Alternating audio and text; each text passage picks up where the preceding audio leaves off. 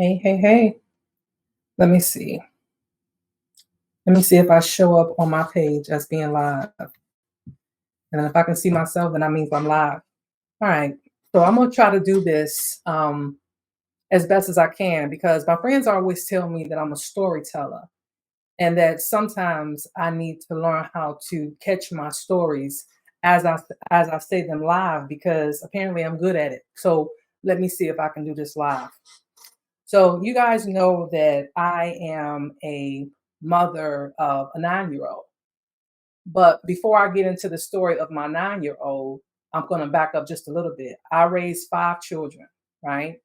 Out of the five, two of them were I birthed two of them, only two of the five, and that's my 28-year-old boy and my 20-year-old boy. And you guys know the story of my 9-year-old daughter. If you don't know, then go back in my stories and see how she came into my life. But I got her when she was 2 weeks old.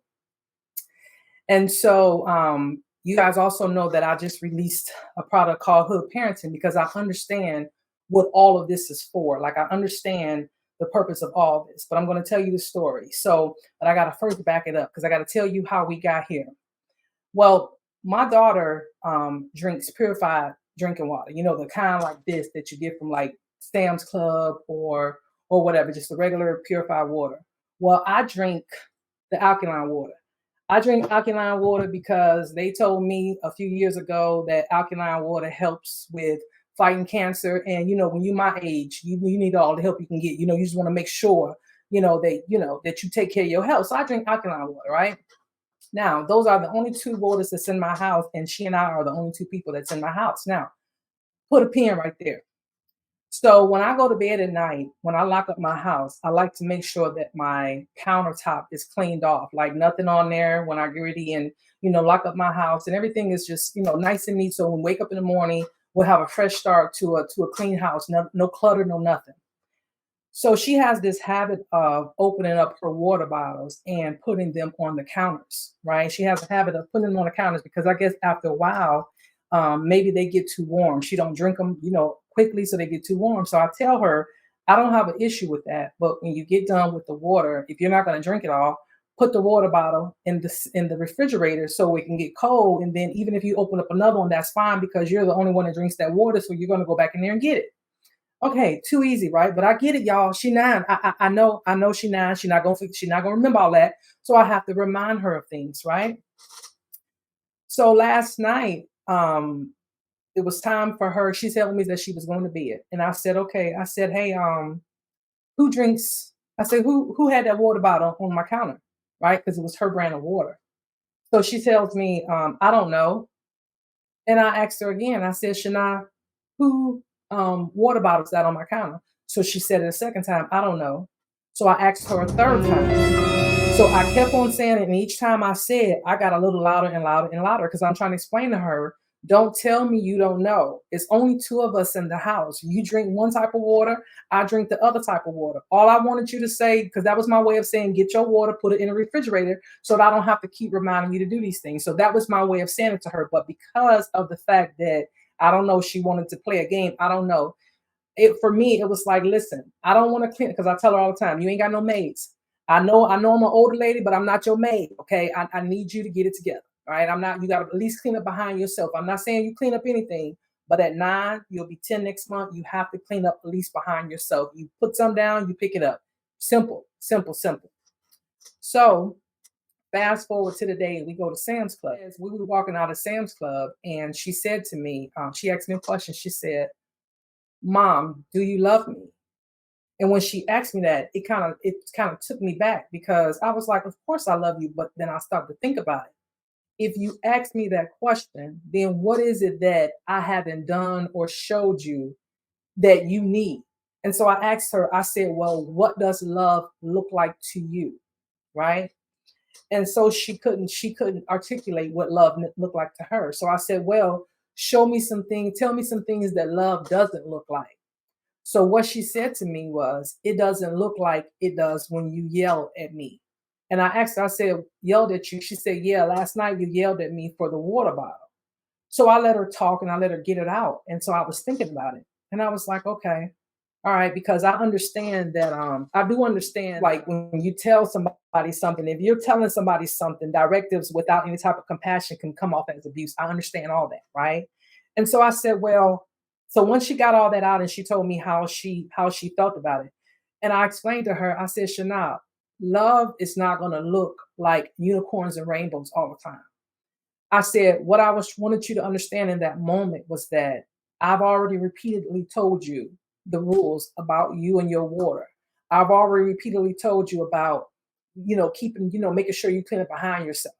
Now, that was my way of not repeating myself by saying, hey, whose bottle was that?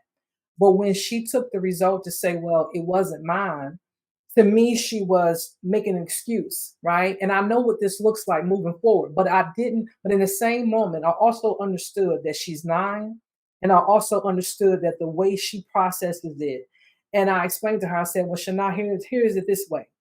I said, yesterday when I took you shopping and I bought you a pretty dress because you wanted it. She said, yeah. I said, that's love. I said, you remember yesterday when I took you and I mean when I yelled at you for the bottle that I repeatedly told you don't have on the counter. She said, yeah. I said, that's love. I said, remember when I took you trick or treating last week? That's love.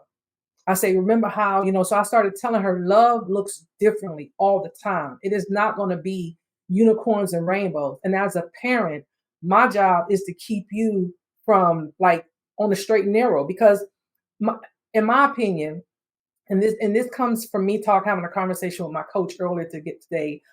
Shout out to Roberto Candelaria and Warren Carlisle.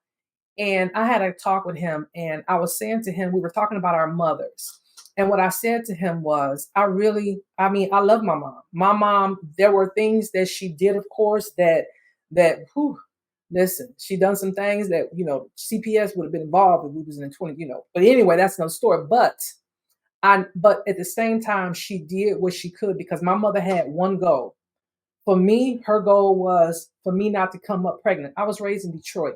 She got pregnant with me at 15, had me at 16. So all she knew was, Yasheka, I don't know nothing else, but all I know is if you come up pregnant, this might happen. So at the minimum, don't do this, right? For my brother, who's 2 years younger than me, her thing with him was, Charles, don't go to jail. I don't know what anything else looks like, but at the minimum, I know that if you do this, this is going to happen. Why? Because she's seen it with his father and my father, right? It's just that simple, right? So she didn't do nothing else. So for me and my daughter, because everything about my daughter now is different. Like when I tell you everything is different with her. First of all, I'm raising a daughter from beginning, meaning from birth. I got her when she was 2 weeks old. I had 2 stepdaughters with my second husband, but they were a little older. I didn't get them from birth, right? And then on top of that, when I had my 2 sons, I was married. So I was never a single parent. And then, of course, I was younger, right? But now here I am, sit as a middle-aged woman. I'm single. Like I've raised my daughter as a single woman because I'm no longer married to either husband. So I'm raising her as a single mother, which is different than what I've known, what I'm comfortable of. So I don't know what this is supposed to look like. There's nobody that I can call and say, hey, because remember, Shana's my cousin. She's my second cousin. She's in my family. Her mother has 5 children, and Shana's number 4, right? So I don't know, like I don't have anybody to call. And the reason why I make this video is because I know that other people are going through these things where we're looking at our children, especially the ones who are a little older, and some of them can't figure it out. And we're like, where did I go wrong? Where did I go wrong? And what I explained to my daughter is that here's the thing. Because I don't know any other way to do it, this doesn't mean that we can't compromise. So if you feel like I've yelled at you or I hurt your feelings, let's talk about it. Let's have a conversation. This is new for you and I. This is new for you and like I ain't listen. There wasn't no conversations when I was a kid with my mom. There was none of that, right? So, and then on top of that, when I had my boys, I think it was different with them because they were boys, whereas that she's a girl. Everything is different. She relies on me for everything. Unlike my sons, they had their fathers. So they already knew that there was just certain things that they going to automatically go to their father with. Because why? They're going to father more than likely going to give them what they need. Because in terms of type of parents, I was the authoritative parent with both of my husbands. Like they were the kind that them kids can go to them and get anything. But I'm like, you're not getting that if them grades wasn't good. If them grades not good, you're not getting that. Whereas that their dad was just like, hey, son, you my only son, and I'm gonna give it to you. Because both of my sons are threes. Both of them are named after their grandfathers, and both of them are their father's only sons. So they sons can get anything, whereas that I'm stuck looking like, no, that ain't how it go, right? So I say this because I don't know what none of this is supposed to look like with my daughter. I don't. I don't know what it's supposed to look like, but I know that I can listen to her. I know that I can do some things differently because I saw some of the toxicity in my family when it came to relationships with parents and their kids or just whatever. Like whether it was in my family or a family that I seen across the street or somebody I went to school with or whatever. It was like everybody was just trying to make it. And so I think about who I am when it comes to Shana. I say, okay, these are my goals. And this is what I was talking to Roberto earlier about. I have to make sure that she is a good citizen and she's respectful. I have to make sure that she at least graduates high school, right? You ain't got to go to college if you don't want to, but you're going to do something. That's all I'm saying. You ain't going to be up in here, but you're going to do something, okay? But at the minimum, you got to graduate high school. Then she needs to make sure that she doesn't get pregnant. Why? Because I've seen it happen before. Not saying that everybody has a ghetto story or hood story or whatever story. But what I am saying is it makes it a little bit harder. It just makes it just a little bit harder. Why? Because you are in survival mode only. You are in survival mode trying to make sure that you don't get like listen, I just gotta make sure this kid eat. We don't get put on the street. So you trying to do whatever you got to do when you are a single parent or you a young parent and you are trying to doggone make ends meet. So what I'm saying is I'm not saying that anything guarantees a success, but I know that that doesn't work. That doesn't make it come easy. Now, if you a Kardashian or somebody and you was a single mama like that young girl and you already had $1 billion, then hey, do your thing. All right. But for us regular folk, well, we're not born into the Carters or the Kardashians or the Wesses or even the Trumps at this point. We're not or the Obamas. We not married. And listen, if we're not in them, we can't be putting stacking stuff against us. So for me, I just got to make sure that she is a good citizen. She's respectful. She obeyed the laws, right? She doesn't come back pregnant. She graduates high school and she loves herself. If she doesn't, somebody else is going to tell her how to love herself, and it's not going to always be pretty. So I don't know what any of this look like. I don't even know what I'm supposed to be doing. But all I know is that I can meet her in the middle because I know I'm not perfect as a mother. I've never done this before, and neither have she. Because I know that there's gonna be a lot of things that she's gonna come with me with. Like y'all gotta understand, like this girl doesn't even know who her father is. Like she knows nothing about him. Like I don't even know where to begin to start. I said when she get us to some age, I'm gonna do a 23andMe on her and maybe I could find some relatives. But even that, I feel like I have to tread lightly with, right? So because my thing is, what if something happened and she need a kidney or something? I don't know, but you hear about this stuff on TV. You know what I'm saying? I don't know, right? But I mean, so I don't know what none of this is supposed to look like. I don't know what none of this is supposed to look like, but I know that I can learn from this because if she had to ask me, do I love her? I had to say, okay, well, wait a minute. She's 9. What does love look like to you? So I had to like let her know, listen, it's not going to be pretty all the time. It's not. It's not going to be me giving you what you want. It's not going to be me buying you whatever you want or doing whatever you want to do or always be giving in. It's not going to look like that. Sometimes it's going to look tough. Why? Because I understand the consequences if it doesn't. Because what I was explaining to her with that water bottle was simple. I asked you whose it was, right? And it's simple to me, and I know that I'm 50 and she's not going to process this the same. And this is why, and I got to put this caveat in. And I told her, I said, Shania, you may not understand me now, but it might come a time in your life later on that you're going to remember this conversation. So I need to make sure that I said to you as articulated as possible that you understand at 9 and you could translate it later on in life. Why? Because there are things in my life where people said to me, well, I remember now as a 50-year-old. So sometimes those things connect. So, like I explained to her, it was not about the fact that you left the water bottle. It's just that you knew the rules. In other words, I already told you I don't want to be your mate. Pick up behind yourself. You already know that I know that there's only 2 of us in this house and you drink that water. I don't drink that water.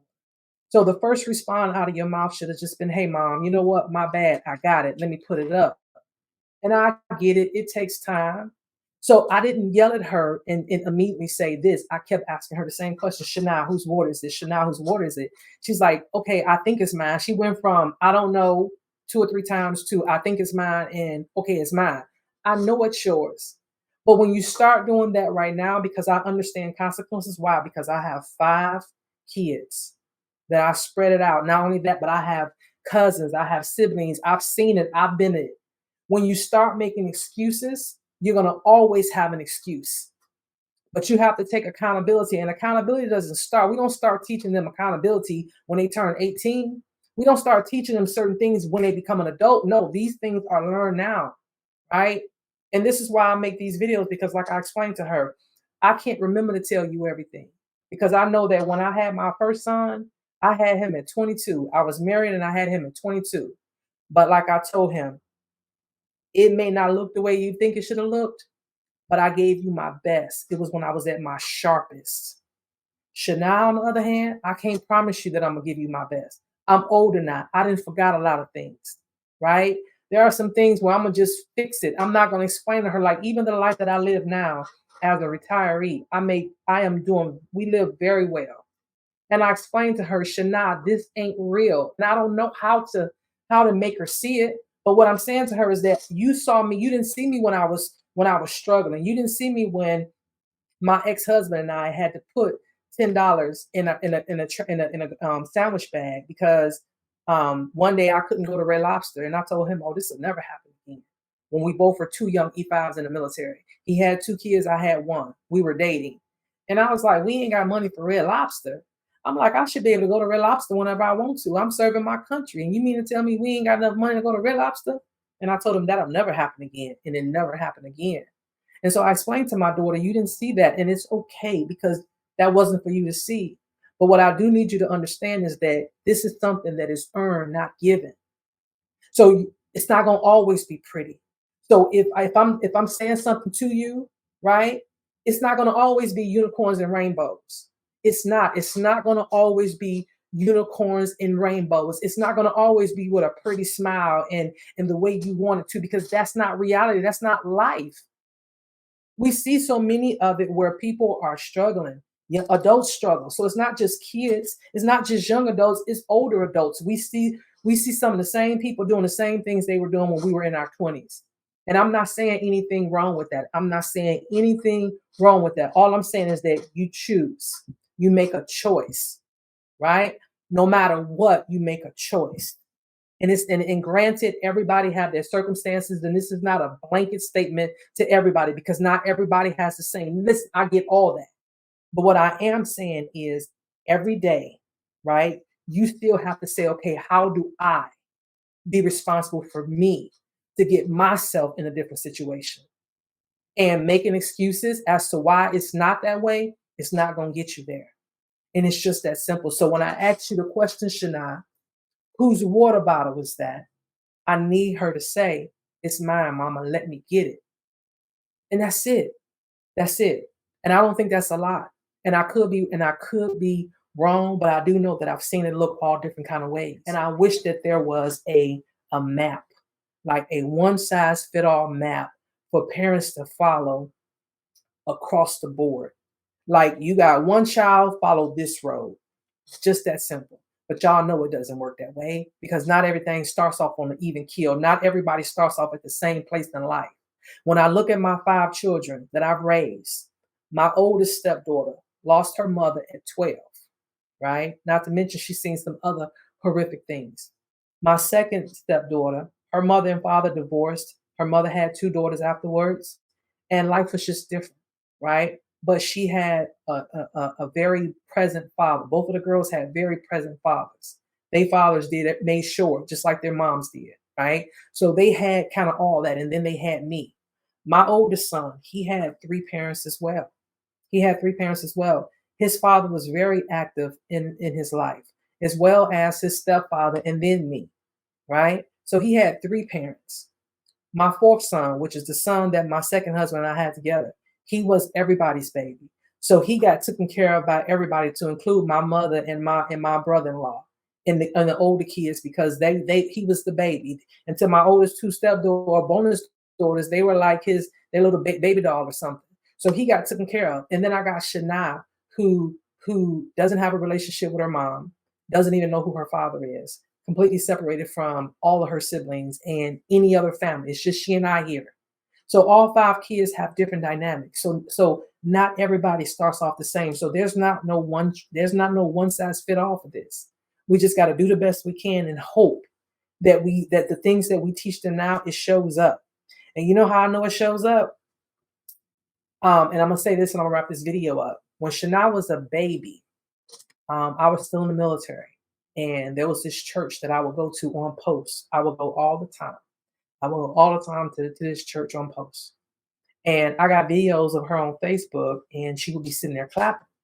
And I remember when I got her, I remember going to the church and they looked at me and I was like, listen, I don't know what I'm supposed to be doing.